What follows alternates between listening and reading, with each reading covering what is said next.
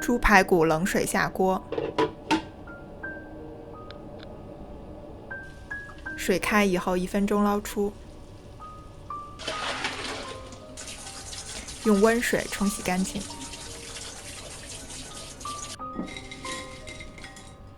这是干海带，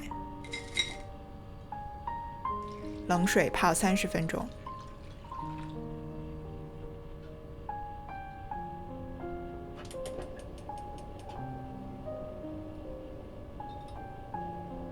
今天我用椰子油，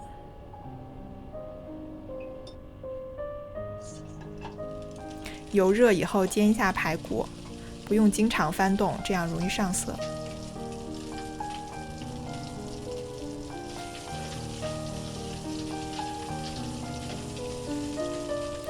排骨煎到你满意的程度，下葱、蒜、姜和1个大料。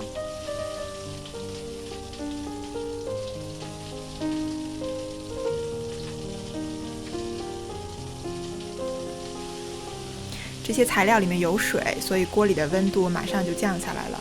翻炒一下，香气扑鼻。烹一点黄酒，酒烹到锅里的油会激发出更多的香气。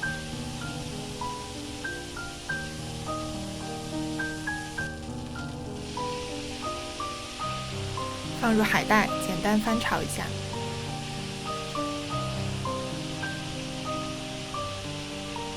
关火，换一个砂锅来炖。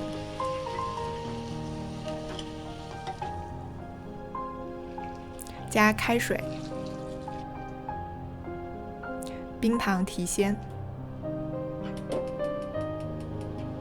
大火煮开，加2勺酱油，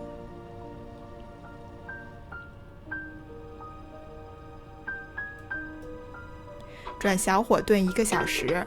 如果你的肉是大块，就炖90分钟。海带和酱油里面都有盐，所以出锅之前你尝一下咸淡，有需要再加。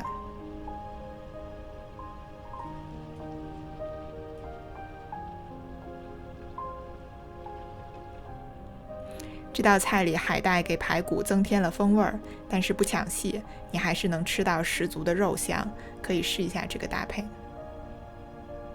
我是老五，下期再见。